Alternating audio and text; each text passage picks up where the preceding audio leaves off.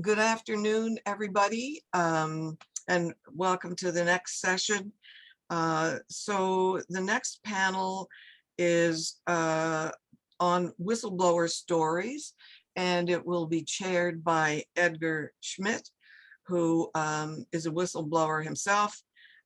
He was a legislative drafter and later manager in the Legislative Services Branch of the Federal Department of Justice from 1999 to 2013, and then with the New Zealand Parliamentary Council Office from 2016 to 2018. And as I mentioned, he did have his own whistleblowing experiences.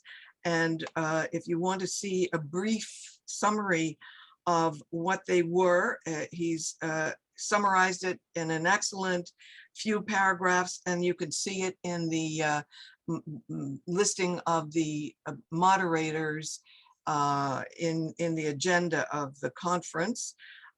So Ed, with that short introduction, I'll turn the session over to you. Yes, good morning all. I guess it's still morning. We have until 12:30 for this panel and have about 20 minutes for each of the four panelists to make their presentation and some time at the end for questions and interaction. I'm going to introduce the four panelists now at the outset, and then we'll simply move through their presentations and on to questions and answers. So our first panelist is Amelie Perron. She's a full professor at the School of Nursing at the University of Ottawa, also co-president of the Nursing Observatory, which is dedicated to a critical analyses of issues impacting the nursing workforce. She's especially interested in nurses' abilities to raise concerns in healthcare environments where some untoward events may occur. I understand part of what Amelie may discuss is a study she led on Quebec nurses whistleblowing in the first wave of COVID. One of the things that interests me as well is that she looks at whistleblowing as an organizational function. And for me, that is of particular interest. I think that whistleblowing should be located in the mainstream of organizational life. Our second panelist is Richard Blanc, born in Sorel-Tracy, Quebec, on the estuary of the Richelieu River, where it joins the St. Lawrence, the path that walks, as the Algonquins called it. This prompted Richard's interest in physical, mathematical, and natural sciences. In the 40-odd years since he set foot in the university, he's earned degrees in physics, aerospace, mathematics, physics, medicine, all kinds of different things. So one of his things that has interested him for some time are the themes of inclusion, academic freedom, and ethics in an academic environment. Tom Devine has often referred to whistleblowing as an aspect of freedom of speech. So I'm interested in hearing Richard's thoughts on whether they connect with that theme. Our third panelist, Nancy Olivieri, is famous for raising doubts about a drug that was being used to treat thalassemia patients, and I may have mispronounced that. Her stand is well known, and we have universal respect across Canada for the courage she has shown and her persistence. Persistence is the theme that I sort of draw from some of her life and experience. The last of our panelists will be Garry Clement. He worked with the RCMP's Proceeds of Crime program, was the liaison officer in Hong Kong at the Canadian High Commission. And I think his presentation will deal in part with that whole issue of the coming of criminal organizations and persons related to that to Canada. That I'll leave it to Garry to either correct me or to carry out what I was saying. So with no further introductions, let's go to the panelists. Amelie, you first, over to you. Thank you, Edgar. Thank you, everyone, for having me this morning. Thank you to Pamela, Paloma, and the rest of the Whistleblowing Society for inviting me today. At first, when but I will focus my brief talk today on whistleblowing in the healthcare sector. I do believe that it's a sector that is kind of set apart from many other industries. We're not in the context of, for example, tax evasion or that sort of thing. It's a different context. As Edgar pointed out, we are right now, my colleagues and I are analyzing data of our nurse whistleblowing study in Quebec. It's the first whistleblowing study that is taking place in that province and in a large part of Canada, actually. And we're focusing on nurses, but we are fully aware that there are other healthcare professionals elsewhere who are experiencing witnessing wrongdoing and attempting to resolve that wrongdoing by engaging in whistleblowing and are meeting various levels of success or lack of success when they try to do so. So in our studies, the stories that we gathered, whether they predated the pandemic or whether they took place during the pandemic, were all very different. And at the same time, in many ways, they were roughly the same. And they're highly consistent with whistleblowers' experience that are reported in academic and grade literature about whistleblowing, the treatment of whistleblowers, and the impacts of when whistleblowers are not properly listened to. So contrary to many whistleblower stories we've been hearing since yesterday as part of this particular conference, but and also more broadly, the stories involving nurses don't typically reach the same visibility or amplitude of decades-long harassment and litigation. Nurses are typically reluctant to speak to the media. They're not trained to do so in any way. Employers consistently scare them out of ever even looking at the media. And they typically don't have the financial means to defend themselves or take employers to court if they've been wrongfully dismissed, for example. This doesn't mean that there's any less damage. Nurses also experience high levels of ostracism and isolation, bullying and harassment, loss of employment, and of course, loss of financial security, careers ending abruptly, threats they'll never find employment in the industry again. Their reputation can be tarnished. They can undergo strained family relationships. Oftentimes it will end in divorce. There's a high loss of confidence in themselves, in others, and symptoms of PTSD, depression, and suicidality, to name just those. So very similar to what whistleblowers in other sectors are experiencing as well. As I mentioned, the stories that we gathered were all very different. So just to give you two examples of these, one before the pandemic and another one during the pandemic. The first case involves the violation of patients' rights. We're talking about a facility that houses adults with intellectual disabilities who are unable to function in the community. So they are residents of that facility. And in that facility, some of them do have behavioral issues that may pose problems for other patients themselves or for the staff. And the violation that had been, the wrongdoing that had been noted by one nurse was the violation of patients' rights through the standard use of restraints in that facility. So blanket orders were signed so that restraints could be used without proper clinical assessments, without a proper oversight. So there was an overuse, an abusive use of restraints with these patients.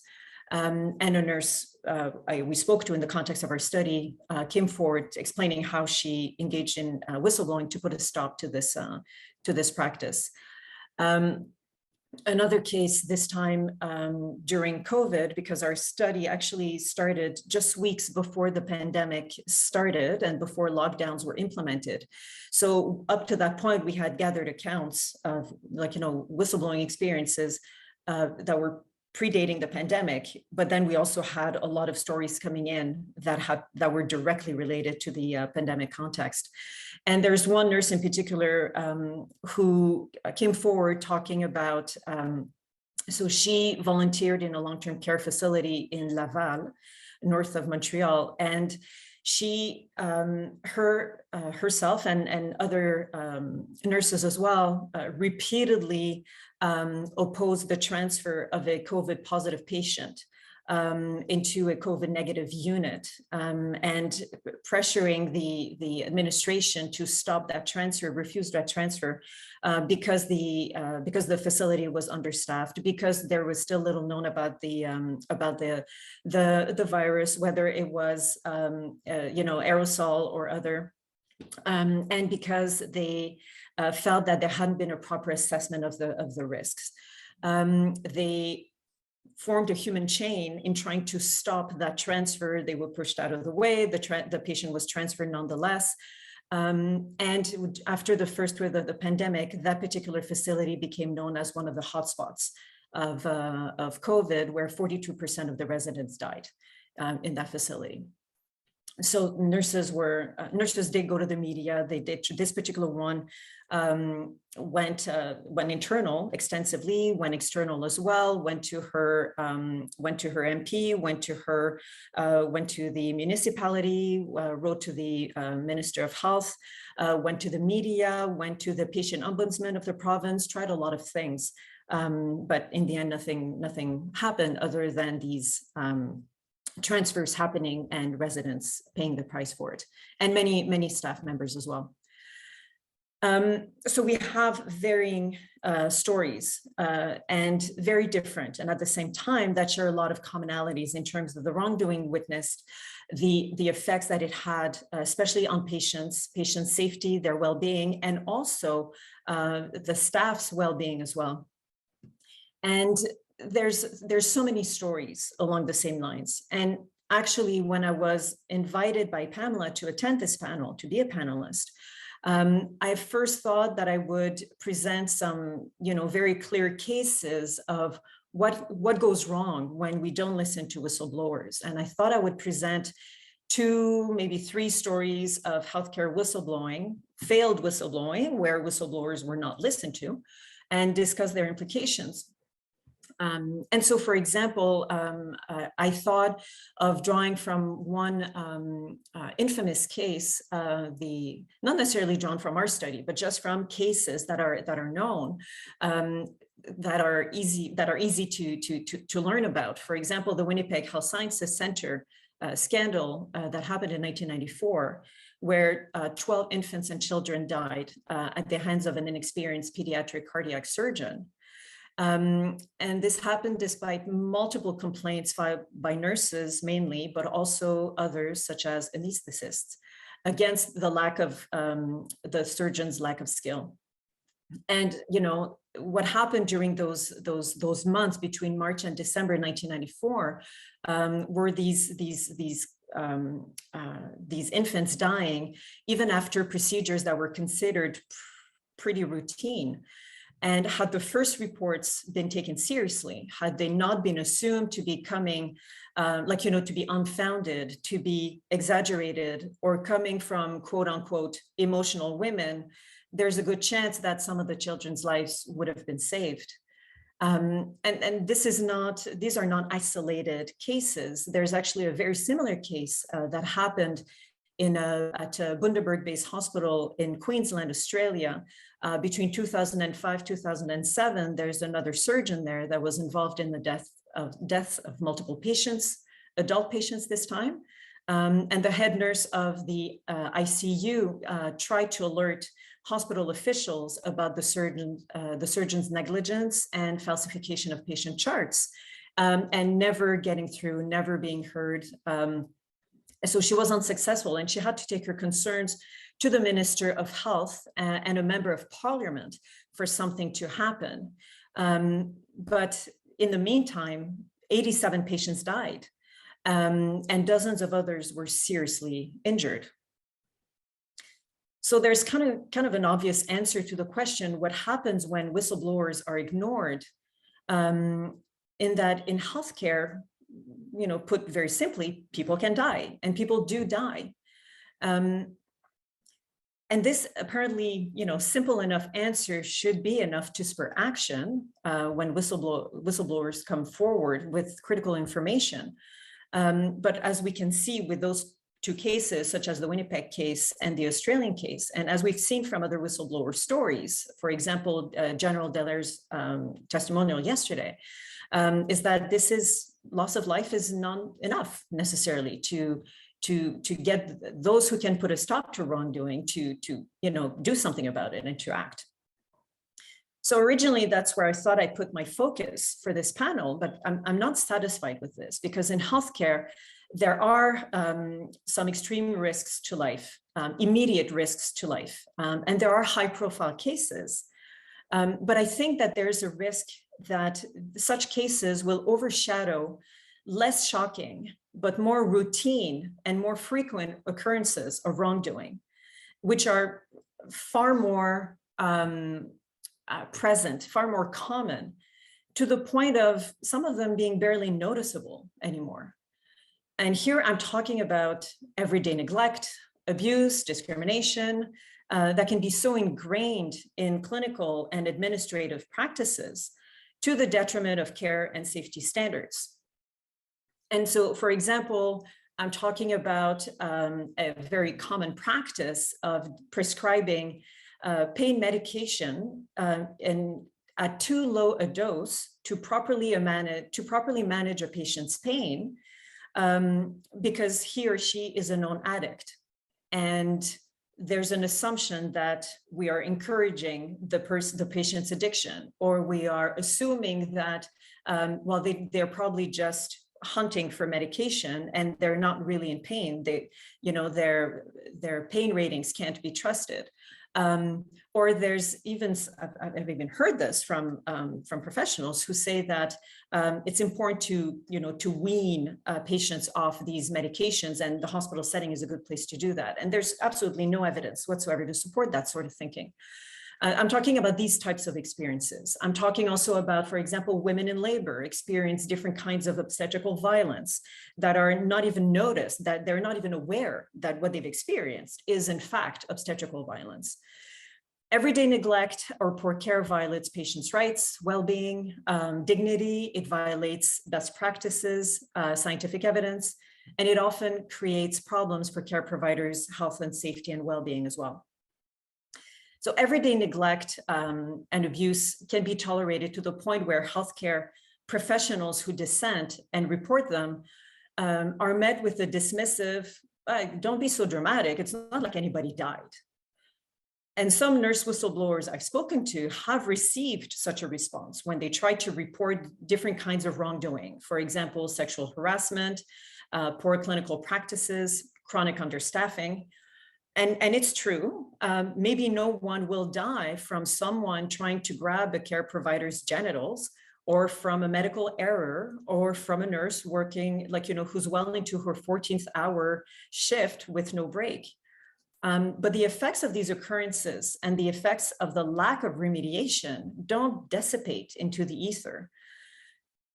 As mentioned previously, in healthcare, ignoring whistleblowers can lead to serious injuries or deaths. And we know it can also lead to litigation, reputational damage, loss of trust in healthcare institutions.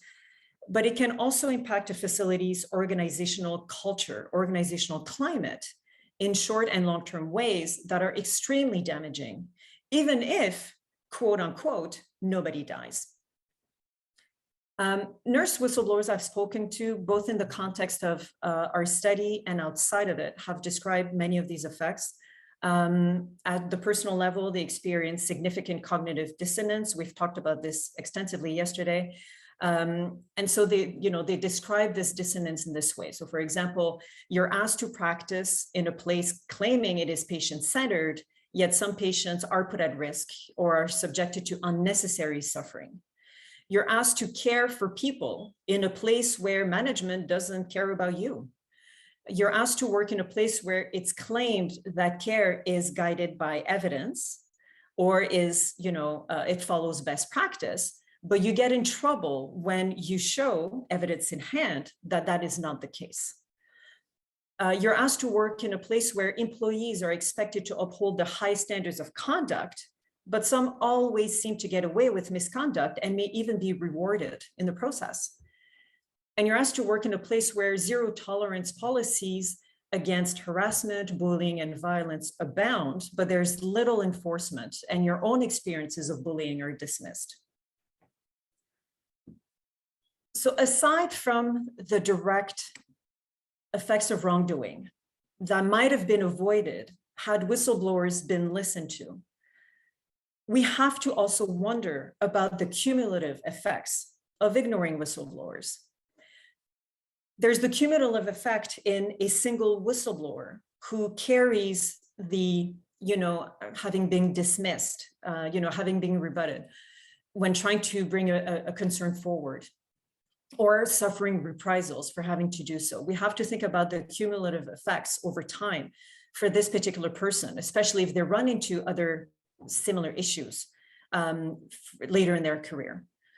But we also have to think about the cumulative effect of what happens when you have multiple people in multiple places, locations in healthcare systems who are experiencing these failures to bring concerns forward and who are seeing lack of remediation and impunity take hold, and wonder about what does that create in terms of organizational climates.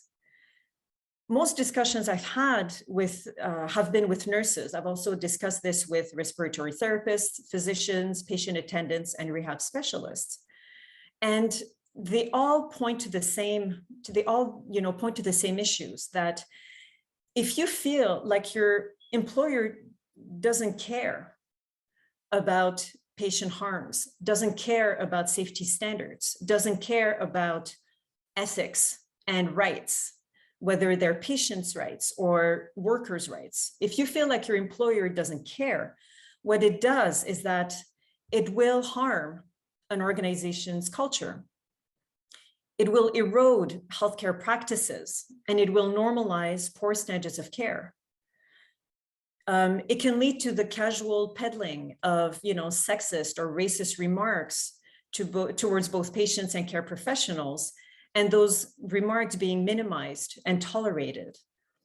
It can lead to shoddy practices around the securing of patient consent for certain procedures, where, for example, a patient provided consent that wasn't quite free or, wasn't really informed, but, close enough, and we'll just accept that consent, even though technically it doesn't respect what free and informed consent actually means.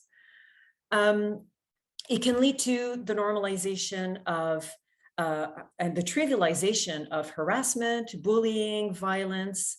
It can lead to the corrosion of communication, trust, and collaboration between employees and employers, within care teams, between care teams and management as well. And it can also harm relationships between care teams and family members as well, patients and families.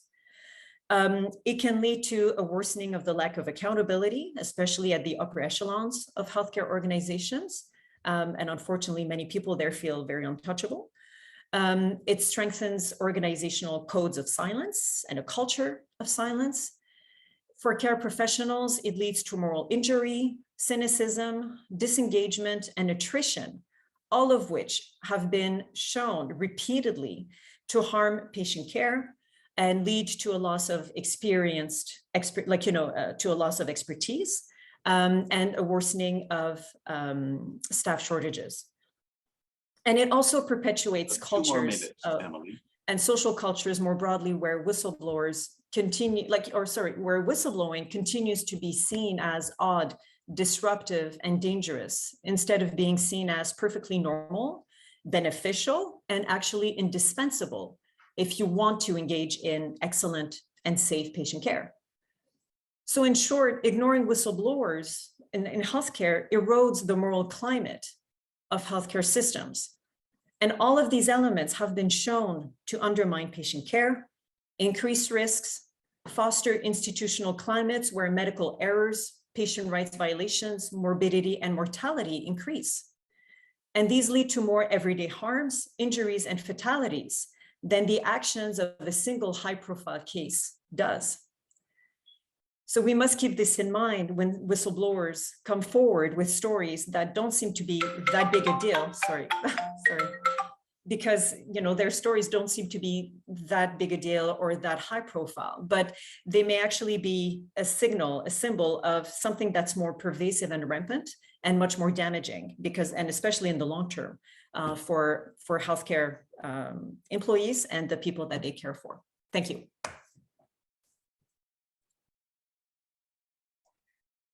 Thank you, Amelie. Our next presenter, Blanc, we'll just move on right to you. I'm going to try to share my screen just a sec. Let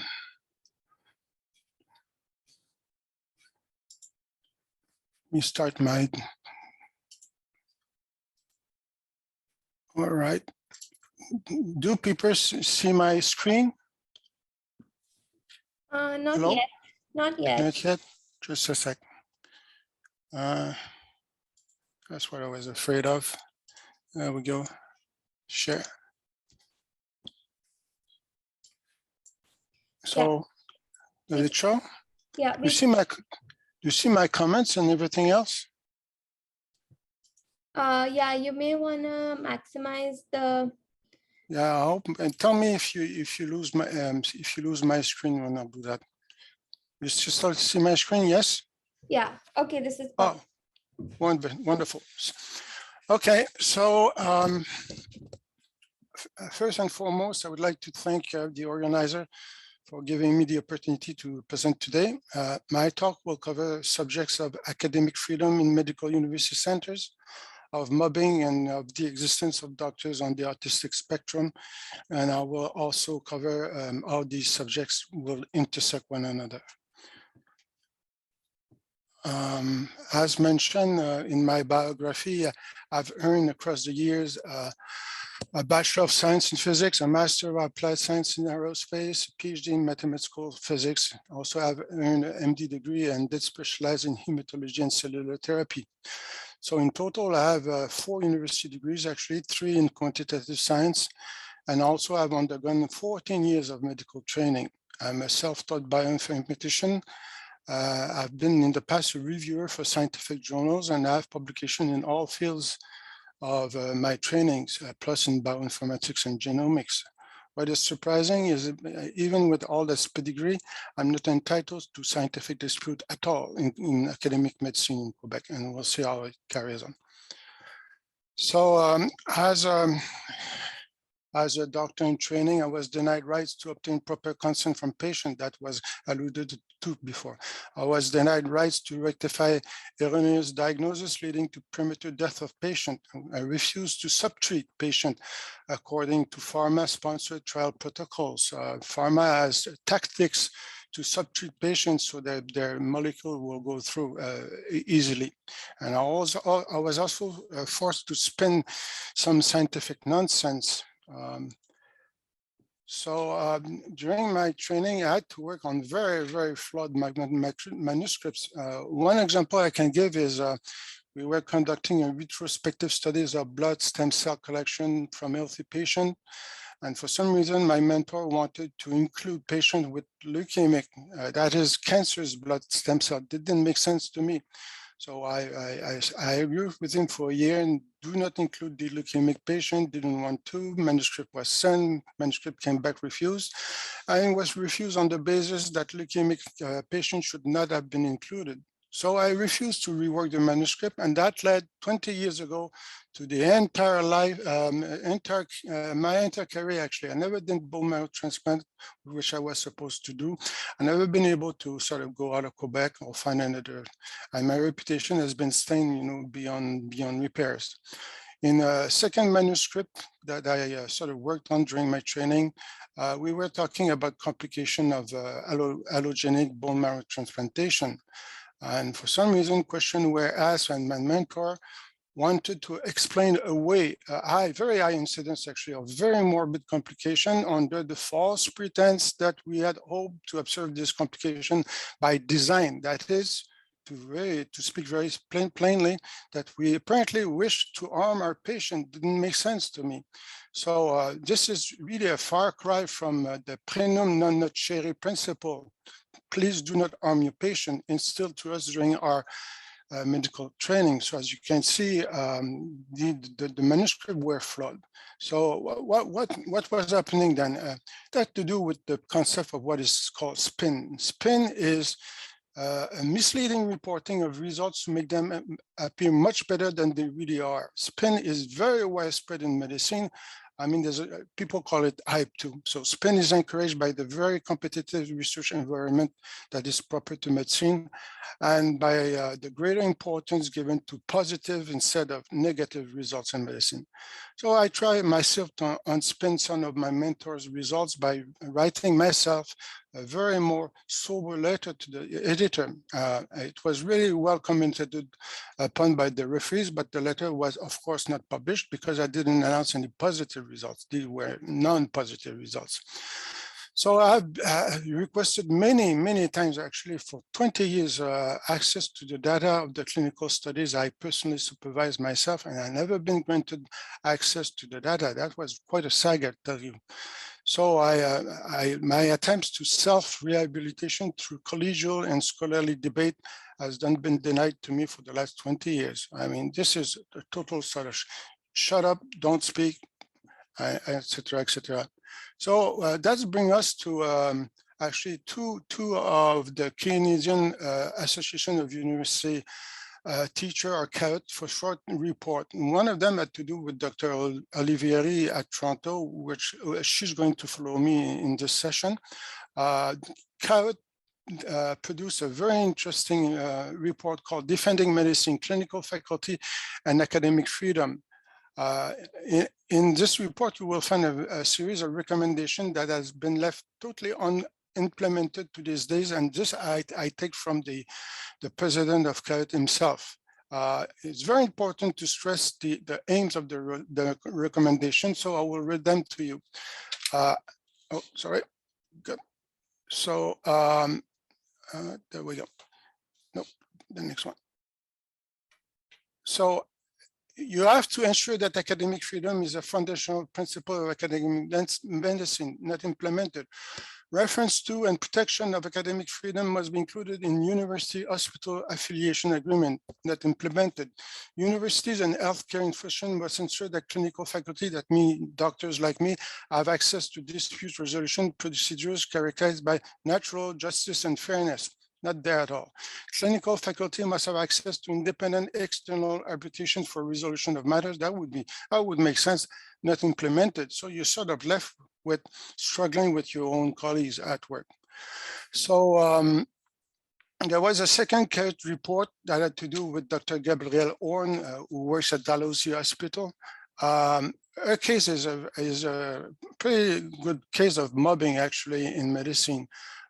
CAUT was very sort of cynical in writing that second report, because they sort of tried to decide what is the meaning of collegiality versus congeniality. So they say, well, same as though for doctors, collegiality is perceived to be an important attribute that you should possess. If you don't have it, teamwork won't work. But the point, though, is collegiality is very, very vague, and that allows chiefs of service to sort of consider some of us to be very deficient in broad, unspecific, negative ways.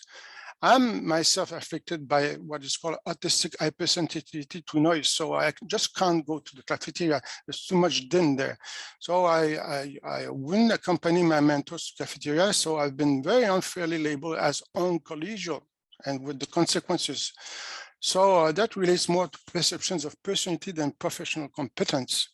Dr. Horn mentioned in an article she contributed to the Globe and Mail that doctors face an uphill battle when fighting bullying, And if you look more closely to Quebec's health law, you will find out that it's explicitly stated that doctors in Quebec do not have to abide with the labor code nor its provision against harassment. So it's sort of free card to harass your colleagues. So the Collège des Médecins du Québec, or called the college, published recently a guide for research in medicine. It's a very, very ambiguous document when you read closely. They say that exemplary research is a virtue, but it's more complex to apply in practice. They're very cynical. When a researcher notices a situation likely to be denounced, you probably will be inhibited by very contradictory feelings, such as wishing not to harm colleagues or to make waves, or being afraid of reprisals, or being afraid of harming the institution reputation, of having fears. Do you see how many times fears come back? So they sort of inculcate into us fear of doing something. So they say, well, maybe the researcher will be tempted to remain silent, to wait, and even hope that someone else will do the denunciation. But in the same breath, the college states in the same document, maintaining public trust and setting an example in research requires courage. So I don't know what is the message there. So as in the movie, Jerusalem does not need a perfect night, to which I answer, myself is a kingdom of conscience. So they say, the college says that they offer whistleblowing protection, but I can tell you one thing, the protection is not there. They say that they will inquire if ever you notice them. And they said that the inquiry should be done by people that have no conflict of interest. But the problem, though, is the college himself is in conflict of interest, because they will offer prix d'excellence to very complex clinical research carried out in Quebec, and we cannot debate that those research in Quebec. So they offer prizes. They say, "Come to us, we'll inquire," and then, well, if they give prizes to mentors, how can I go against my mentor? So I mean, it's a no-go from the start. So one of the things that is very important, the code of syndic in Quebec, syndic are people that can do inquiry, prohibits the threatening of reprisals against people who have elected syndics. And you'll see this prohibition is not abided to in Quebec. So that brings me to the concept of mobbing. Mobbing has been alluded to before. Mobbing, according to Professor Séguin, at UQAM in Montreal, is social murder, and by definition, people cannot survive their own murder. Professor Kenneth Westus at Waterloo University is an expert in the matter, and he goes on defining the thing. Mobbing is an impassioned collective campaign to exclude, punish, humiliate a target. Initiated by a person in a position of influence, mobbing is a desperate urge to crush and eliminate the target. I experienced that the urge travels through the workplace like a virus, infecting one person after the other one. My whole province is infected by this. I became viewed as an abhorrent person outside of the circle of respectability, deserving only a contempt. And as the campaign proceeds, a larger rate of very hostile ploys will be used against the mob person. We'll talk about this. So most people will agree that academic mobbing is very unethical. Indeed, to be cast out as an academic is not only to lose your identity, but also to lose your entire way of life, your sense of accomplishment, your ability to provide for yourself and for your family. It's been alluded before, there's a high rate of suicide amongst mob professors and doctors. And this for me is a telltale surrogate to the immense moral suffering that we do experience when we're mobbed. I have experienced the full extent of the mobbing process in Quebec. I have experienced attacks, bullying, psychotherapy, as they call, exclusion from the workplace. Whoop. I just lost my picture.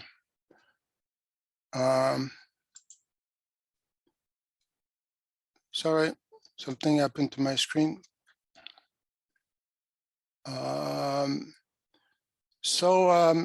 Do you still see the slides, Avi? No, I yeah. Okay. Peut-être que vous pourriez juste vous déconnecter, reconnecter, Yeah, that's what I'm going to do. déconnecter la présentation. Yeah, Mais là, on la voit. Voilà, Ouais, on la c'est voit ça. là. Just a sec. Coming back.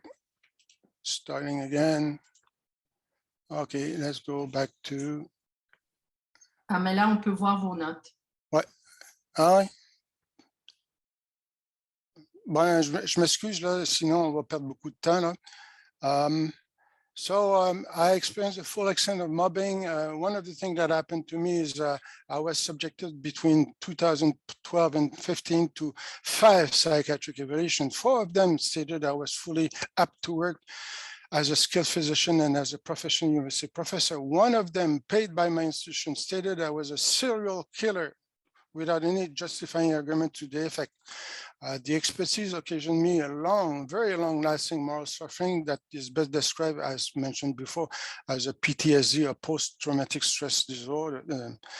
It took me 3 years of legal struggle before being able to reaccess my post and my salary without appropriate compensation.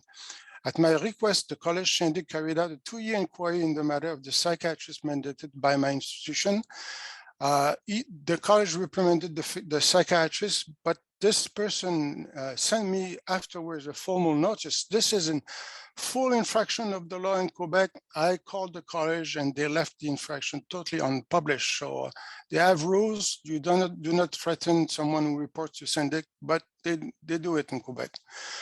So right now in Quebec, I'm forbidden to talk to any of my research colleagues. Although I'm trained as a mathematician, I cannot do genomics or bioinformatics. I'm forbidden to do this. Nevertheless, I've been able to publish recently in solo a trilogy of papers, and papers are very relevant to something called the biomedical science reproducibility crisis. So just to come back to mobbing, Professor Seguin states that a lot of people that are being mobbed, they deviate from the norm. They have characteristics that distinguish them from the in-group. And so if you're not in the group, well, you are out of the group. So if you defy the norms in place, if you're different, the targets, that is me, may appear to be threatening to other members. I mentioned that to Pamela yesterday. I just don't understand how come I'm being threatening when they are destroying my life. So I don't understand the notion of threat there. So why do I deviate from the norm? It's just because I was diagnosed with Asperger in my late 40s. It was a self-diagnosis, but it was confirmed by very credible specialists since. Allow me to quote Dr. Asperger, who was a doctor in Germany during the war, saying that for success in science and art, a dash of autism is essential. So as you can see, cartoon mentioned that here. So there was a very interesting editorial in the British Journal of General Practice recently.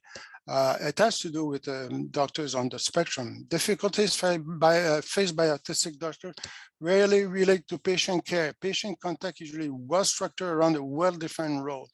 The trouble, they arise whenever you have confusing interaction with colleagues. The social conventions of neurotypical doctors seem very illogical and it may be even bewildering to some of us. So the interactions are fraught with misunderstanding, and that editorial said that if you view the whole thing through autistic lenses, which I don't agree, everybody will understand. I don't think you need autistic lenses to do that. So I'm bringing you to the case of Michelle Dawson. She was a Canada of 2 minutes. Yeah, Canada Post employee. She went to the Canadian Human Rights Tribunal. Dr. Motron appeared as an expert, and he said that if you have a good hierarchy, you won't have problem, but you have a hierarchy that is like non-coherent, well, the autistic people will have trouble in that environment. So he really stressed the fact that the hierarchy should be a benevolent one. So that brings me to my last slides having to do with what is called autistic meltdown. Meltdown is essentially a very intense response by autistic person to overwhelming situation. Well, for us autistic doctors, I think that the deontological and ethical breaches that we see all the time, and The person who spoke before me just said the same thing. They're very bewildering to anyone and quite bewildering for autistic doctors. And what I stress is that the whole thing would be understandable if you use the proper lenses, the ethical and deontological. They don't need to be autistic lenses. You just have to be properly ethical and deontological in medicine, and you won't have any problem with any one of us. So as you can see, I denounce a great deal, I would say, scientific mobbing and censorship in Quebec, among other things. It's been a very difficult 20 years for me to go through. That's the end of it. Thank you, Richard. It's always useful for us to see and learn the perspective of an individual involved in things. Our next presenter is Nancy, and please carry on right now.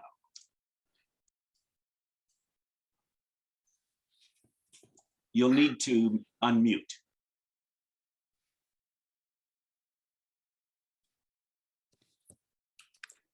And is this, can you see my slide? Yeah, we can see it.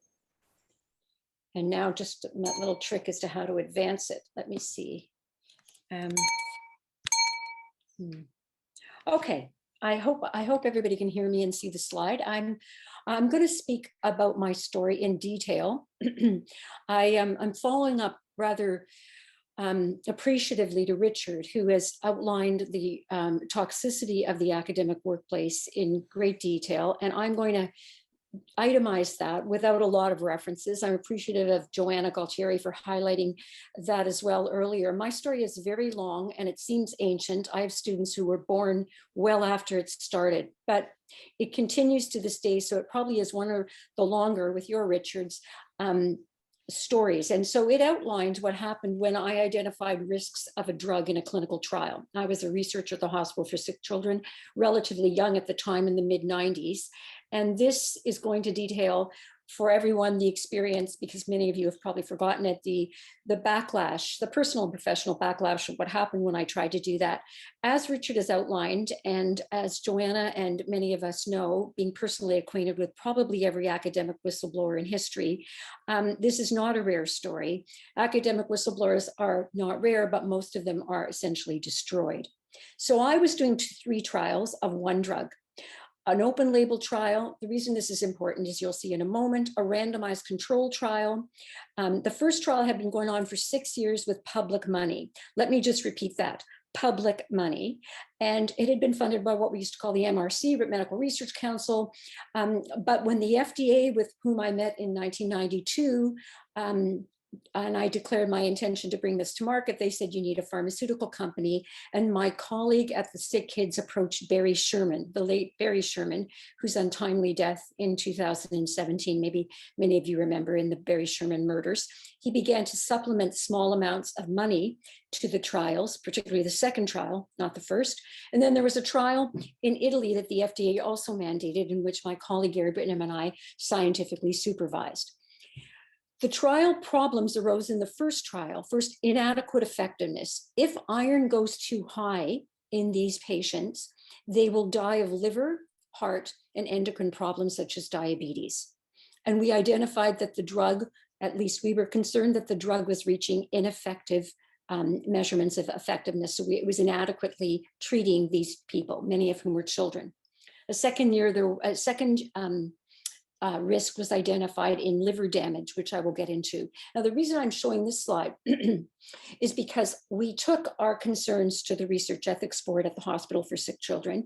And the Research Ethics Board chair said, well, then you better tell the patients, you better give them the information and consent forms and let them decide whether they want to continue in the trial. Exactly what we thought. And we revised those. This is a little blast of the past. 26 years ago this week, we sent the revised forms to Barry Sherman, and he sent back a letter that said, if you tell patients, parents, regulatory agencies, or the scientific community about your concerns, you will be served with all legal remedies. This is it. He left me 2 voice messages in case one wasn't enough, and he sent a letter under the office door. We advise you not to provide any incorrect information. Patients need only to be advised that we have decided to close the study out. Now, The response of the institutions you might have thought would be indignation. He came in, he terminated both the trials in addition to threatening us, and he swept all the drug from the pharmacy shelves. These were people who needed daily therapy. The Dean of Medicine excused it. He said, it's okay, he's kind of paying for the trials. Don't you think this is all just going to blow over? I got legal counsel right away, and I want to speak about, I'm not going to speak about a lot of things. I'm probably not going to speak about collegiality or the media or FDA regulation, all of which are stories within my story. I'm writing a book, actually, and it's now up to 200,000 words. And my mentor keeps saying, like, did this really happen? And I say, yeah, like it happened. So I'm going to have to leave out a lot. I got counsel immediately, which is a very wise move for any whistleblower. The chairman of Pediatrics, in addition to the Dean of Medicine, said, well, we're not going to involve ourselves with this. He can threaten you if he wants. And they advised against notifying Health Canada. We went to Health Canada immediately. The same month they advised against notifying it. That is, again, another story. Sherman continued to issue legal threats and ultimately made good on them, and decades of litigation followed. Was the research contract that he claims I signed in confidentiality enforceable? The hospital and university administrators claimed it was. Common law issued by Dan Soberman at Queen's, now deceased, said no. A physician's under a legal duty to disclose material significant risks to patients, and any term in the contract that prevents that is illegal and void. Nonetheless, that was not the view of the academic institutions. We made repeated appeals to the chairman, the chair of medicine, the director of the research institute, the dean, the VP of research, the provost, the next chair of this SICKIDS REB, because the good one resigned, and the ethics community, and unofficial approaches to influential scientists, administrators, and politicians. Nothing worked. UTFA, the University of Toronto Faculty Association, and the Canadian Association of University Teachers were headed by two exemplary directors at the time. And I don't know if it would have happened now. But ultimately, 2 years into the fight, that was our main source. When I say our, I will disclose what actually carried me through in this, possibly by contrast to you, Richard, and is a very interesting point of the whole whistleblower experience. But UTFA and CAUT came to their senses pretty quickly, especially UTFA, and began to support us. And CAUT, as Richard has alluded, published in 2001, many years later, at least 6 years later, a horror story in the involvement of corporations in university research, in which Thompson et al. Observed the hospital and university had not provided any support to me during the first years of the controversy. They claimed, of course, that they had done that, but in Thompson's usual prose, but this was not true, right?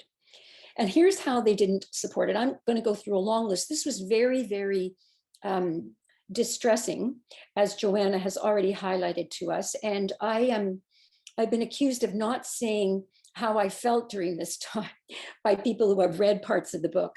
So I asked a friend of mine who's also from Hamilton, I don't know if we've expressed enough of what we were feeling during all this time. And he said, Nancy, we're from Hamilton. All we were feeling was 25 years of being pissed off totally. So that is kind of closer. I'm much more pissed off than I was injured or hurt, but it was pretty terrible. So right away, the academic institutions started telling everybody that I was sloppy, a scientist of almost breathtaking incompetence, and that I was guilty of research misconduct. All of these were repeated, and all of these were public. They harassed and marginalized my students. My students and my fellows were evicted out of their offices. Their pagers were cut off. These were people responsible for patients. They removed and closed my research lab. They bullied my nurses and students and followed them around, questioning them. And a patient was actually encouraged to sue. It dramatically backfired, that effort. But this is the depths to which the administrations went. And I was successively fired. I won't bore you with the dates, although they're emblazoned in my brain. And the personal aspects, as Joanna has so effectively conveyed, a whisper campaign accused of stealing money from my research grants, medical errors, shunned by coworkers, as Richard has mentioned. Our private emails, in a nice touch, were published in the New National Post, which was launched the first week of this public controversy. And then somehow the hospital lawyers circulated 90 pages of documents about me to the Ontario Hospital Association by mistake. I'll tell you what I did with this. I didn't sit down and say, gee, that really hurts. we'll go into it. So anyway, the hospital, of course, appointed an internal inquiry. Internal inquiries are always the same. They find the institutions acted appropriately. And so we got new gag orders. Many punitive financial and academic actions were levied against myself and my colleagues. There was lots and lots and lots of libel. I actually don't even have just one libel lawyer. I have several. And there were allegations of research misconduct. The real capper was they sent me to the College of Physicians and Surgeons with allegations of medical misconduct. I just want to say one thing. That took a year and a half, as all college investigations do, in which point you're living in chronic anxiety. I was never so thin in my life as I was during that year and a half. But in the end, the college called my actions commendable and kind of ended that kind of goal for the hospital. They didn't appeal the college ruling on that. So that was kind of a hiding to nothing. People have spoken a lot about books that are useful. I have found this one nailed it completely.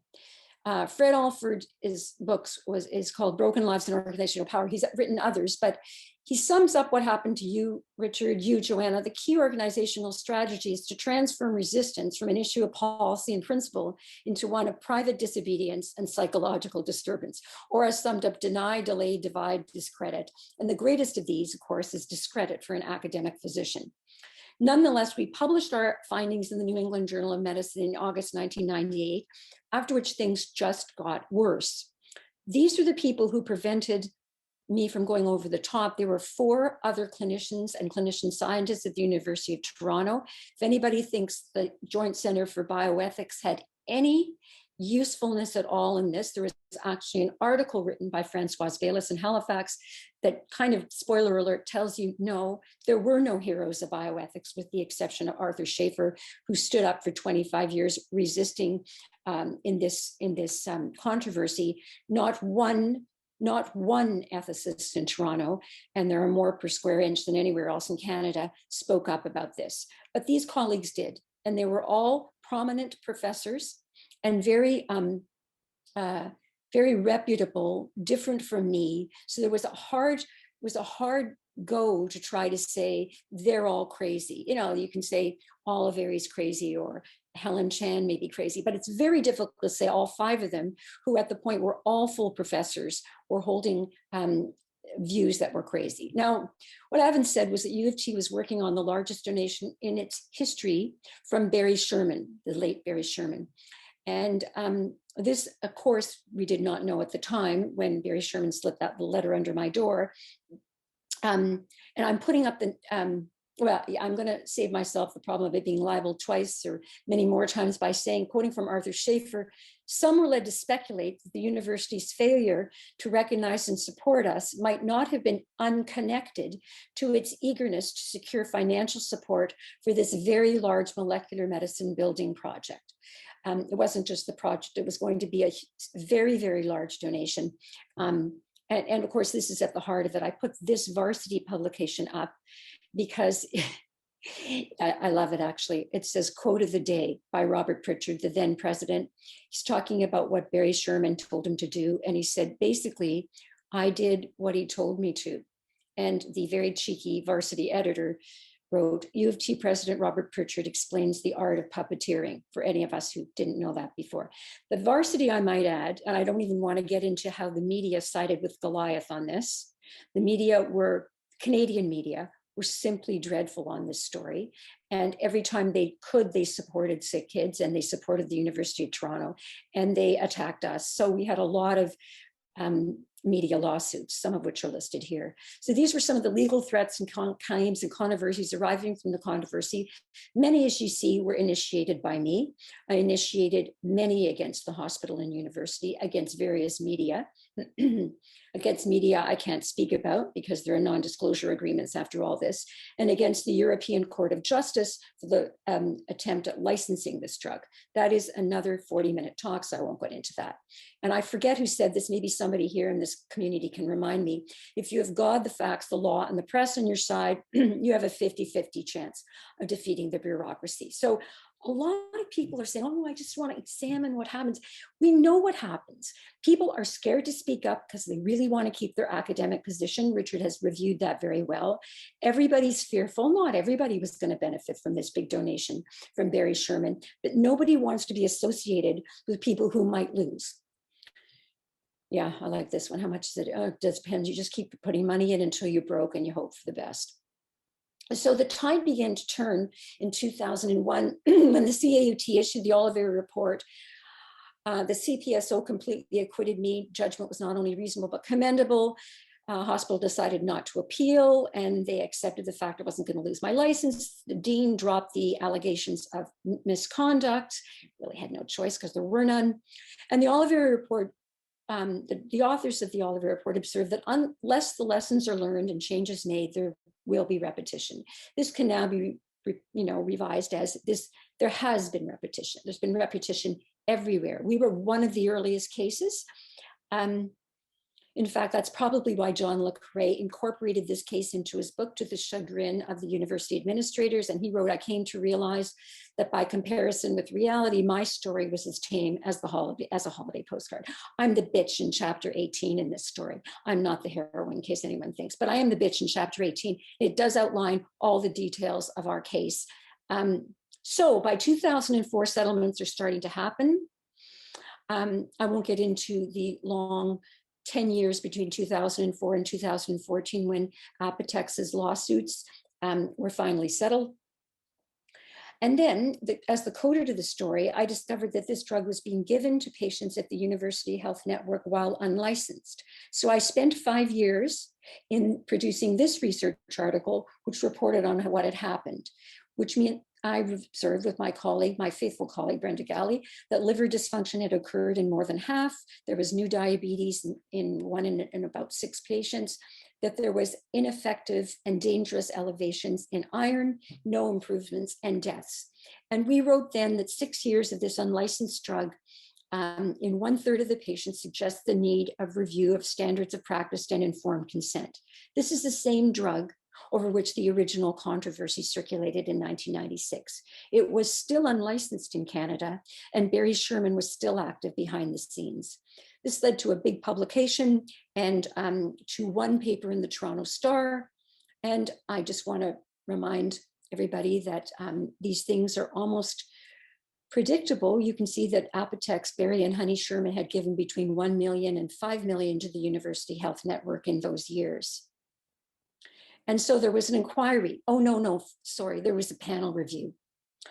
And they decided, UHN decided that giving those patients, 3/4 of the patients in the thalassemia clinic, an unlicensed drug that caused harms and deaths was consistent with best practice, and that there was no recommendation for change. The issue of unlicensed therapy, informed consent, reporting to Health Canada, conflicts of interest, toxicities, and death was not considered, leading Arthur Schaefer to write once again about institutional conflicts of interest and cracking what he called the Deferiprone mystery.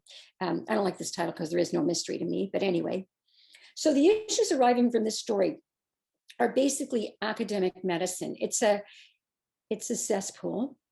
And a lot of the talking about recognition and whether people knew and what they can be encouraged to do is kind of bullshit, because everybody in power knows that if you don't side with pharma, which supplies 90% of our clinical trials of drugs, then you're not going to have a career in academic clinical medicine.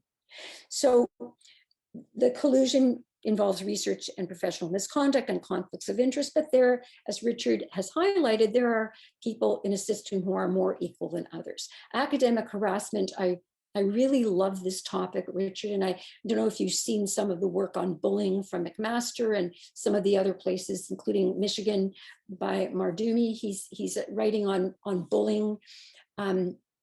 This is classic, and it's very, very effective. So I don't really think that any person can do it alone. I had 4 very strong colleagues. When I talk about these colleagues, I don't talk about them kind of calling me once a week and asking me how was I feeling about things. These people threw themselves into the fray every day. We met probably for 3 or 4 hours every day, talking to the press saying, no, no, no, that's not the right story. You've got it wrong. Meeting with officials, meeting 9 times, 12 times with the same officials, trying to explain to them what the problem was, going to Health Canada, going to the FDA, going to anyone in power without any results. They ruined their lives for 20 About years. 2 minutes, Nancy. I've got only 1 minute left.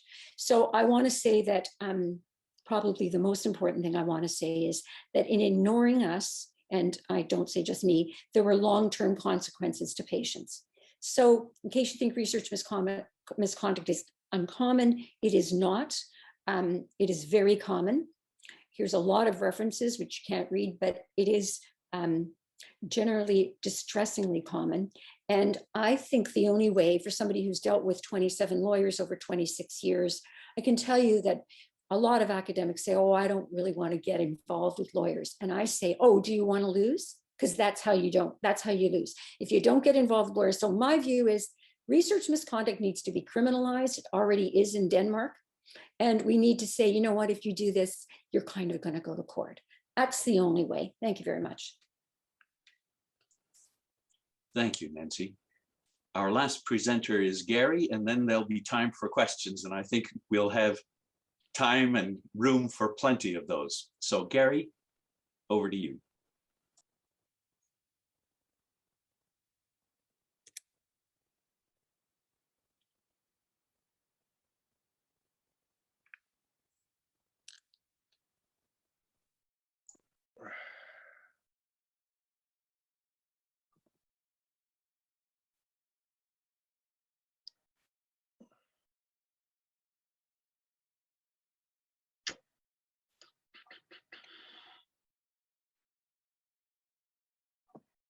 Just trying to bring it up here. My apologies. Can everybody see this okay? Yes. Yeah, we can see it. Okay. Go to slideshow. Yeah, and I'm in the trying. menu Oh, at the there top. it is. Yep, sorry. At the menu at the top. No, menu Yep. at the top. Go to the very top. Yeah, I got to try and File, move this. home, Yeah, go hold on. across. Yeah, no, I know where it is. I just can't Oh. get rid of this top bar from here. I got it. Now I can. My apologies, guys. I've done this 1,000 times and yet. Okay, my apologies. We'll get started. I'm just going to quickly add to my background. I did 34 years in law enforcement.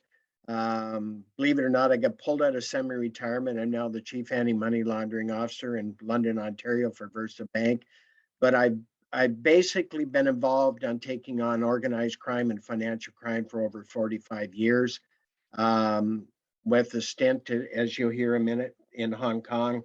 And I have had my experience. I guess I probably a little like Nancy. When I see something wrong, I don't get mad, I get pissed off, and then I take whatever action is necessary. And some of you may have heard, I do a lot of national media, especially on the inadequacy of our enforcement efforts in this country, our inadequacy of our financial crime enforcement in this country, and publish a lot of articles because it's absolutely shameful what's going on in this country. I'm going to talk a little bit about my experience in Hong Kong from 91 to 94. I'd be remiss if I didn't say that I worked hand in hand with an immigration officer by the name of Brian McAdam. And I will read a summation of what Brian had said near the end of this. But when I went to Hong Kong, first of all, you have to understand I was in foreign services of the RCMP. I was asked to do a review of the effectiveness of the Hong Kong office, which I did, and it really became out that it was the most ineffective office we had internationally. Unbeknownst to me, they turned around and said they'd like me to go over to Hong Kong. And on top of that, they sent the report that I wrote, which was, be very honest, very scathing, to the person that was in charge. So you can imagine the reception that I got. Notwithstanding this, I still went over to make As I said, I never get mad. I get even in a little bit, and I believe in doing a job well. As a result, meeting with Brian, I found out that as a country, and that's how I had to perceive it, it was an absolute shame what was going on. The amount of organized criminals, because of our entrepreneurial program, that were being led into our country was an embarrassment.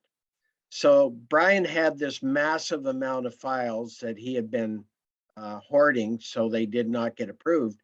And so I took custody of them and made it well known that immigration wasn't going to get them back until I did a full review.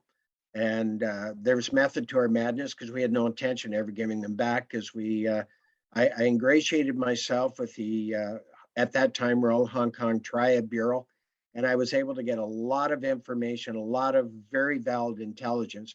And what should be known is at that time, being a member of an organized crime group was not a prohibitive ground to prevent you from emigrating to this country. An absolute shame. So I wrote on it ad infinitum back to Ottawa. A couple of things also happened during that period is Barbara McDougall at that time was the immigration minister. I was witnessing basically the female flesh trade going between Canada and Hong Kong. The government had said, well, no, we support exotic dancers. And I said, they're not exotic dancers, it's organized crime, trading with organized crime. It fell on deaf ears. There was new legislation at that time in the process of being drafted under the Immigration Act. And because everybody was ignoring what I felt was an absolute crime taking place, and because of working with Brian, we decided it was so flawed we had to do something. Hong Kong Triad Bureau, most of the operational officers viewed Canada as really being a total joke because there was no point in working with us because nothing was done. I'm proud to say I was able to flip that around, that we garnered some respect back. So what I realized is, and I learned this a long time ago, media can be your absolute best friend. And so there's the cover page, and I actually have the original art. And this was a story that was done by Ben Tierney of Southern News. In a nutshell, we laid out the situation. Now, I was also, having been an undercover operator, having worked in some of the highest levels of organized crime, I also realized if you're going to go to the media, I didn't want to be stupid and put my name there, although they might be able to argue it could have been me. So we added that it was an Ottawa source, which really wasn't a lie because I was really attached to Ottawa. And as a result of it, the government of the day changed the draft legislation, included Section 38 of the Immigration Act. They included it, but I can tell you the justice also stated, well, we'll put this in, but it will never stand a charter challenge. So the legislation went forward. And just before I go through what happened at the trial, I want to mention that while I was in Hong Kong, another thing that surfaced, and it goes along with some of the other presentations, one of the things that I found was that we had a thing called a 45 and a 50 leave entitlement under Foreign Service guidelines. And the 45 allowed you to go out of country for a weekend, just depending where you were located, at least once a year. You had to, initially, you had to have receipts for that, which in my mind made perfect sense. And all of a sudden, the foreign services dropped that.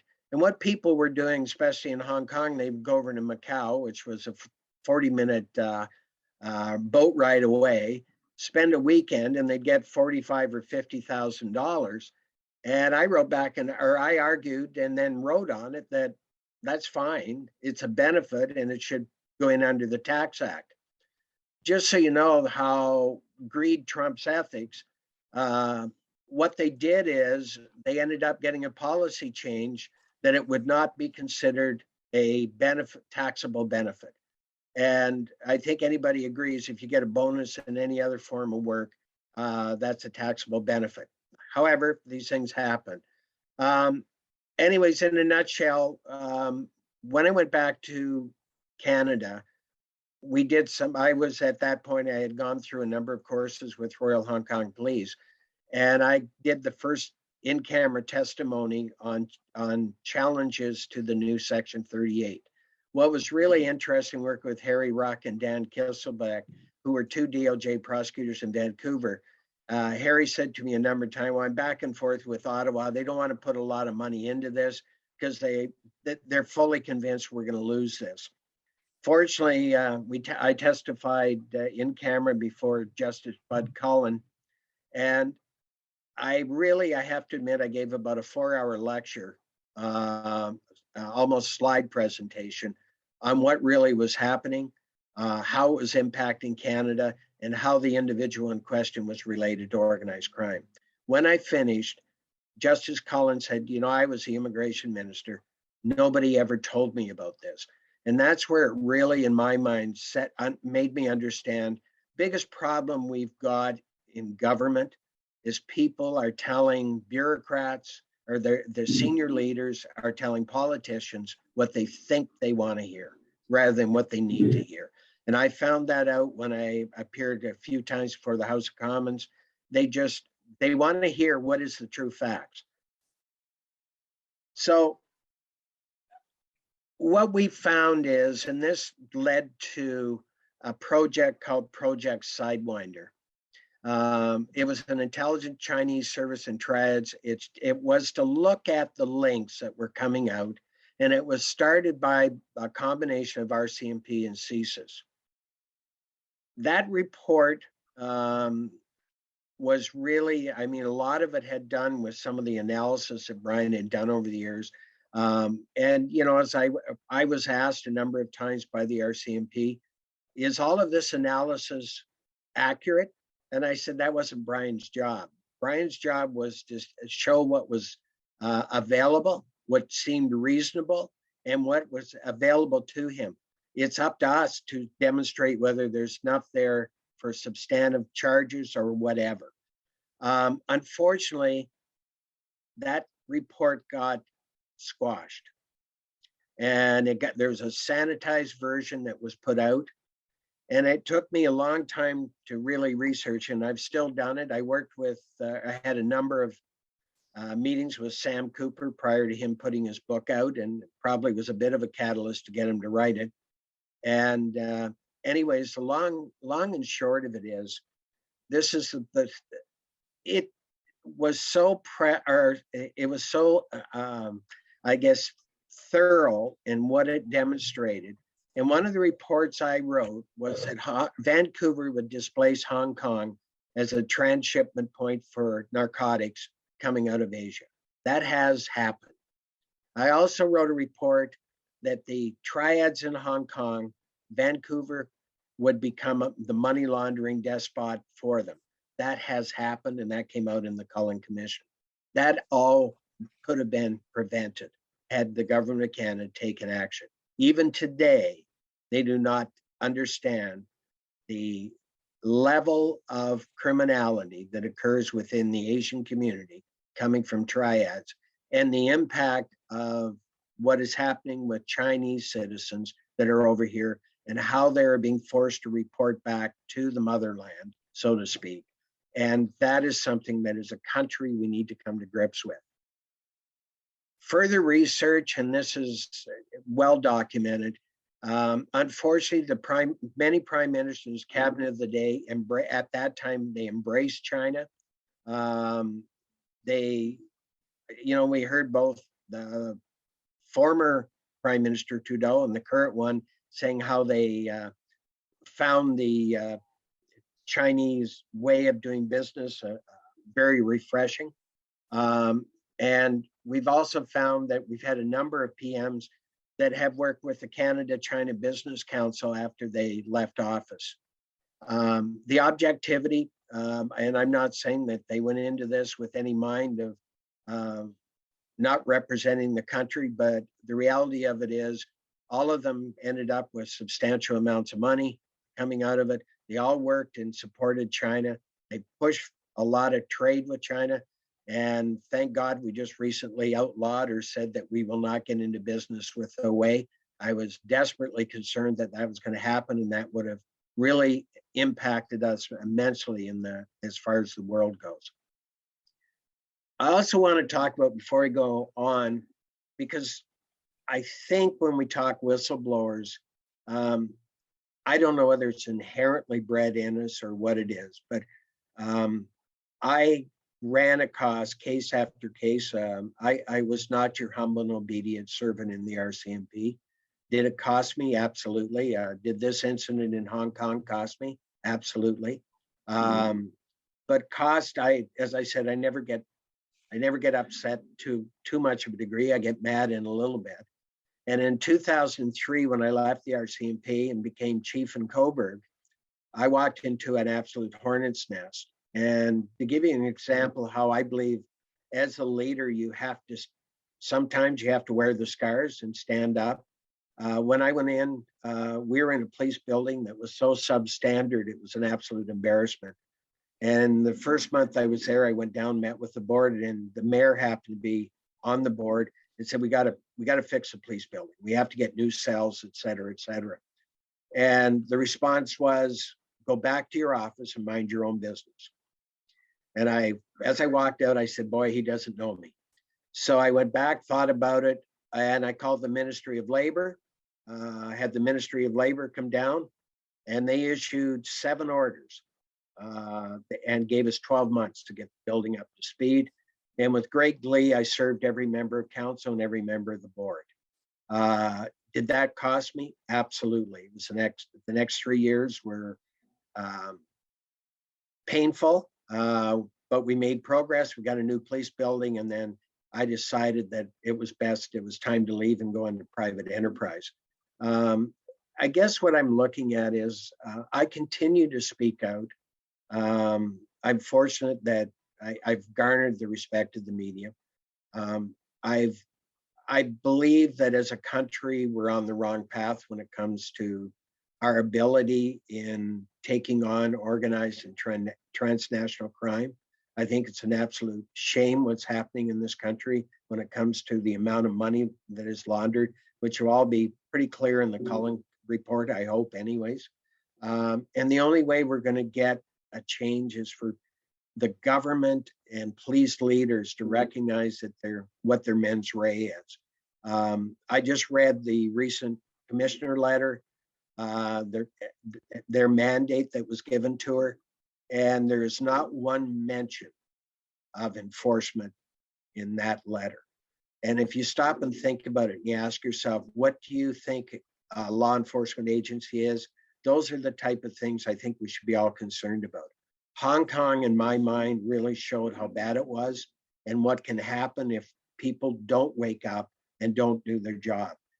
And before I conclude, what I wanted to do is, one of the things we talk about impact, and I pulled up one of the conclusions that Brian McAdam wrote, and I think it's really important that people hear this. He said, I have become a person to be feared and destroyed. What a way to end a career in Canada's foreign service. My experience with frustration, anxiety, harassment, and mental torture that I was subjected to for many years took me on a lonely odyssey to combat not only triads, people smugglers, and other villains, but I found myself also fighting ignorance, sheer stupidity, apathy, arrogance, and a very sick bureaucracy, all of which have been creating a horror story for Canadians. No one should ever have to work in fear, be ridiculed, and suffer reprisals for doing their job. But I did, and I became a pariah. I think that really sums up, unfortunately, what happens with a lot of whistleblowers.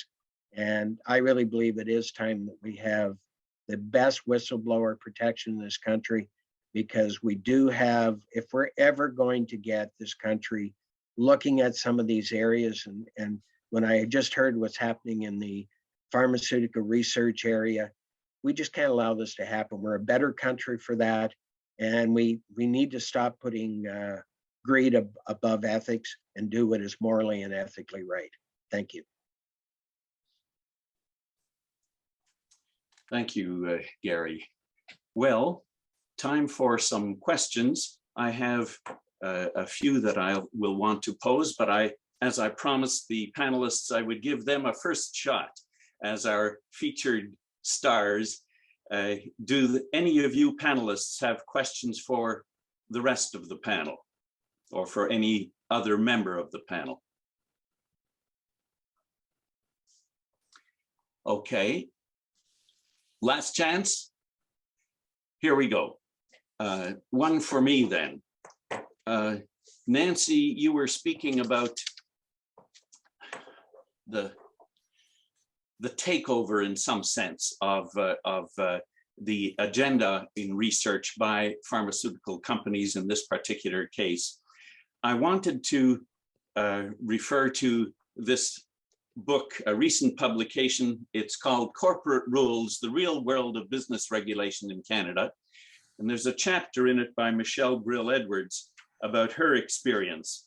And one of the things that is a recurring theme in the book is how at the federal government level, regulatory bodies have come to speak about the people that they are regulating as their clients. And I'm interested in your thoughts about that. Who are really the clients of regulatory bodies? Well, I mean, I think that this was highlighted, as many of you may have seen, Ed, in the recent approval of the Alzheimer's drug by Biogen, the company Biogen.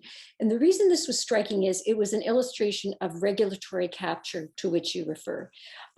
This was true for many years, that Health Canada, back in the thalidomide days, considered, quote, the drug companies to be our friends. They are paid, in the case of Canada, 50% of the salaries for Health Canada employees comes from the pharmaceutical industry. In America, it is 65%, and in the UK, it is 100%. So you have you have an industry regulating the people who they are supposed to regulate and what they are supposed to regulate, and that is drug safety. So what happened in the Alzheimer's drug? There were 11 panelists who recommended, 1 abstained, 10 said, no, this drug should not be licensed. It was licensed anyway. 3 of them resigned and wrote endless editorials and op-eds on the ridiculous nature of regulatory capture, meaning that when you say, well, I guess the drug must be safe because the FDA licensed it, I will say, don't make me kill you. There is no regulatory, it's not just the phrasing, clients. I mean, that was way back when Michelle encountered that with the short-acting antagonists.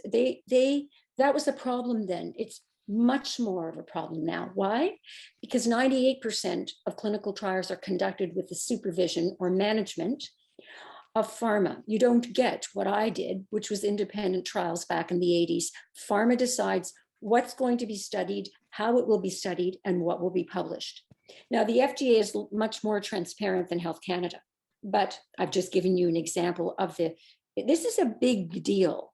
If you're obsessed with regulatory capture, you can find an article on Biogen and the Alzheimer's drug every day.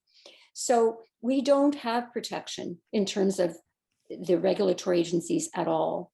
I sued the European regulator, and that's why I know firsthand what they're told by pharma and what they believe. And the second encounter I had was a visit, thank God, by the FDA in 2009, in which they inspected my trial because they had been told by Sherman that I was a scientist of breathtaking incompetence who could not interpret her own data. And the FDA, strangely enough, did not believe this. So they came up for a week to do an inspection. And after that, they shut down the advisory committee on this drug for 2 years, because it's rare that they do that. They accept, oh, okay, pharma told us that, so I guess it must be right. Instead, the FDA said, this doesn't sound right. And they came. Best week of my entire life, because then I was able to show them the data that had been lied about. So but very few people get that opportunity. I wrote about this quite a bit now, and it's a big feature of my book, but I wrote about it in the BM. I can send you the article. In fact, I'll find it now and put it in the chat, in the BMJ last November about this.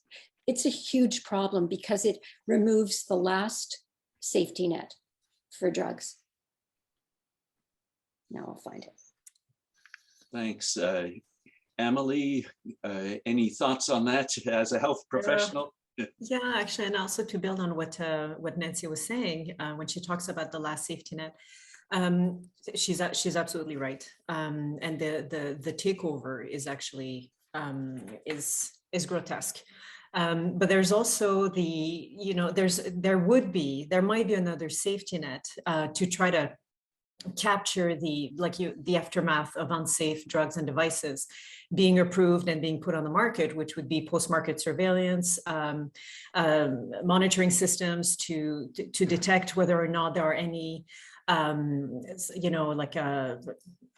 side effects or injuries resulting from these things, and they're not as effective as they need to be to capture these things and to capture these problems where which could lead to a correction of these very bad approval processes. So it's at multiple levels, but Nancy is absolutely right that while we tend to think, and I think that in Canada, we tend to be very naive, that we have a lot of trust in our government institutions and we have a lot of trust in Health Canada, especially since Health Canada tends to do what the FDA does and tends to, but Health Canada is actually does lack transparency, as Nancy pointed out. It's absolutely true. And the trust that we have in that institution is absolutely not warranted. This is a very important message. I think this is a very important message because people do think, okay, the whistleblower didn't blow the trial and maybe the trial was wrong. And when it gets to the FDA and Health Canada, they're going to examine the data. That is hooey. Absolute hooey. They take exactly what they're given, not the FDA completely. If anybody wants to read about this, Joel Lechkin, who would actually say that Health Canada's Health Protection Branch is the least transparent agency in the federal government. Got a lot of competition, but it's the least transparent. You can read anything by him. It's really an aspect of life that people cannot conceive of. We do not have a robust regulator. Richard, any thoughts on this? Well, when you look at the state of affairs, it's very strange to think of the following thing. You have university centers, they will form new doctors, okay? They're called medical university centers. This is a top-notch places where you want to be, at least once in your life. You're confronted with new technology, good doctors, and everything else. What doesn't make sense to me is why do they allow pharma to come into medical university centers and run trials inside our walls? These pharma-run trials, they should be done elsewhere. So if students want to be getting to be exposed to those population on new drugs, well, they go out of university. So there's a distance. By allowing the pharma to get access to our patients, well, you're going to run into a problem. I think this problem needs to be addressed at once. We won't solve anything at all. My analogy to this is when they think about Google and Facebook and whatnot, they very often say that it's the people themselves that is the product. They want us to be on the social network and they're going to make money out of it. They do the same thing with patients. So we do give them access to patients. That should be a little bit more difficult to them. Because one of the major problems is new drugs, you have new complications you need to be taken care of. So it would be difficult to see how you can manage outpatient on trials and take care of really bad complications, because immunotherapy, to give an example, induce a lot of very, very bad complications. So I think we need to split those worlds apart. It's very difficult to make sure that residents won't get infected. And as Dr. Olivieri said, they make you believe that you won't have a career if you're not with the pharma. I don't believe in this. Okay? Well, Richard, of course it's true. Oh, sorry. Yeah, am I muted? No, of course it's true, because I don't see how you would have a career, because pharma, there's no mystery of why pharma is supporting trials at the act. Yeah, maybe, but the point though is if you want to have academic profile, I'm probably a good example of trying to separate myself cleanly from pharma. I publish into connects fields, things where I was trained for, like physicists, being a bioinformatician, anything else. I have very clean sort of publication out there. They're not infected by anything. There's a lot of people that comes to medicine, they haven't done anything else in their life. They don't have another degree in whatsoever. So they've really been dependent on that, system, which we have to break. We have to rid ourselves from the inside influence of pharma. We have to split the world. University, scholarship is one place, and pharma and everything else is on the other place. I think this is a really important issue, but I'd like to leave a little bit of room in the questions for some others as well. Thank you so much for your comments on that. A question, brief one for Garry. And my background for this is a little bit of my experience. My former boss wrote an article in the Canadian Bar Review in which he said it was unethical for me to ask a court what a provision that Parliament enacted made, because I was being disloyal to my employer and my client. And he identified my employer as the government, that is the executive, the ministers, the prime minister, and so on. I happen to think that that's a mistake. Those are just temporary officers of the state, and I think the client is someone else. And I'm interested in your thoughts, prompted by your experiences in this whole thing. Who do you work for when you're a public servant? Well, my view has always been, and I used to use this analogy when I ran units and had teams and large budgets, that can you go to the taxpayer and justify those expenses?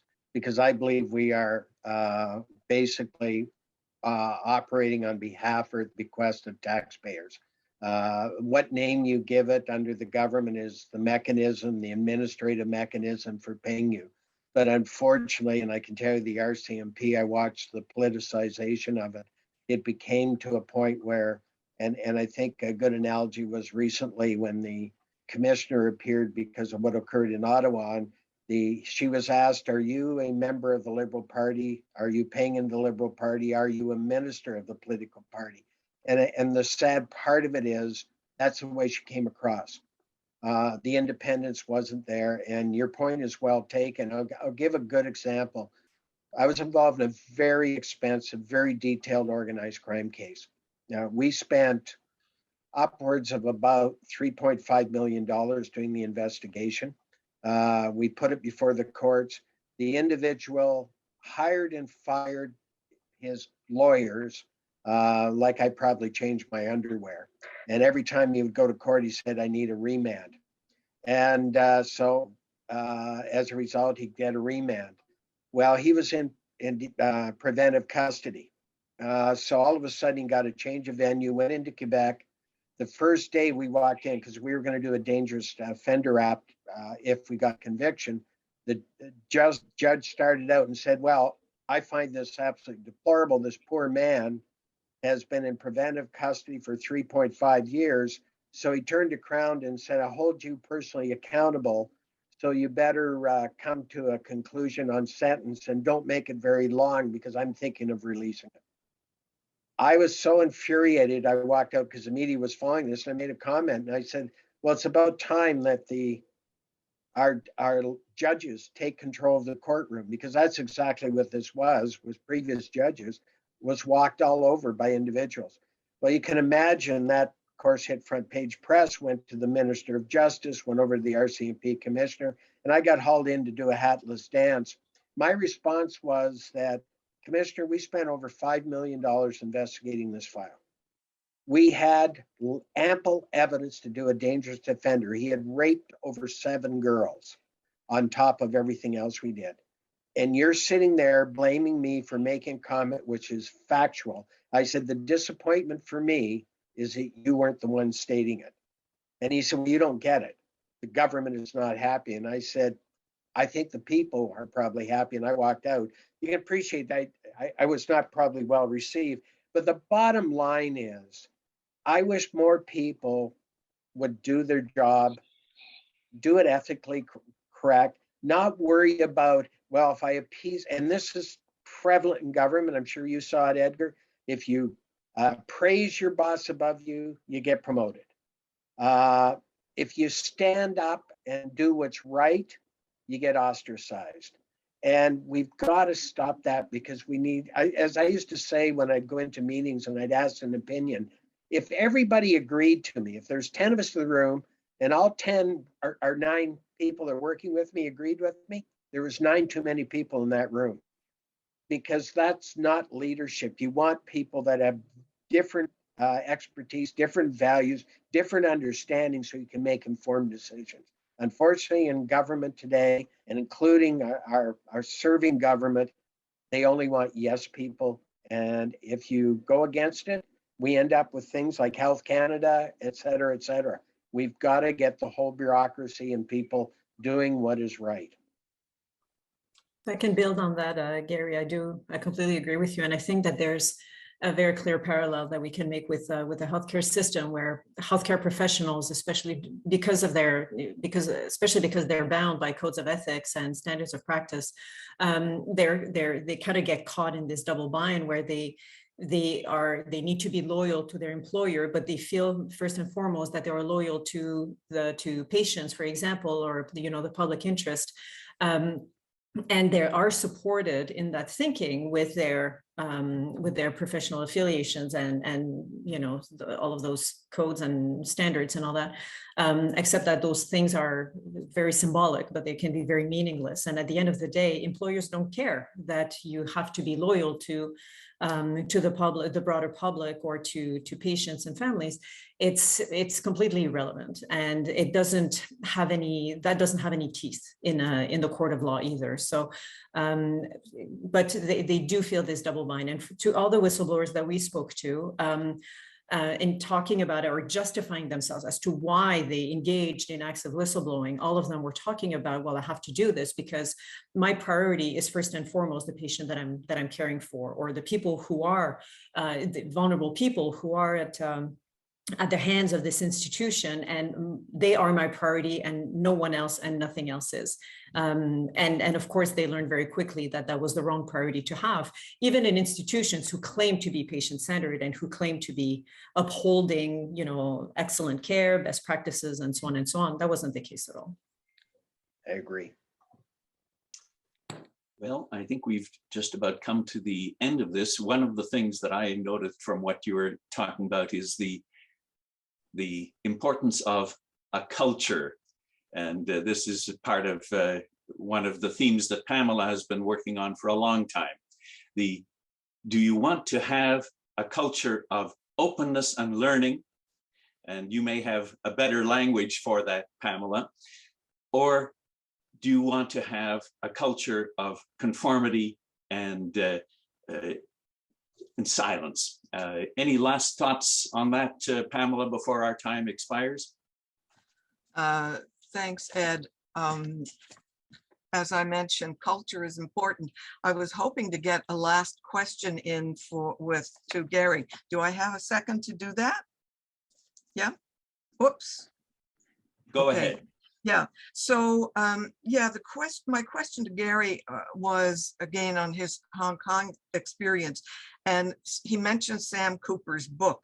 So Garry, there's a little statement in Sam's book where he mentions Brian McAdams' unofficial 2018 report that he hasn't made public, but Sam got a copy of it, summarizing, I guess, all of the things that happened, where he questions about the Canadian official who destroyed the reports that might have prevented what's happening today, the money laundering, the housing crisis, the national security crisis, the addiction crisis, and so on.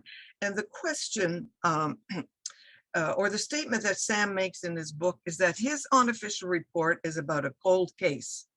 It points to decades of corruption in Ottawa, and the information should be part of a national inquiry into fentanyl trafficking, real estate money laundering, and Chinese foreign influence operations in Canada. Garry, what do you think the chances are that will ever happen? Well, first of all, I think it's slim and none, and the reason I say that, I did my darndest because I had a lot of influence, or did a lot of had a lot of discussions with the Cullen Commission, the two lawyers on it.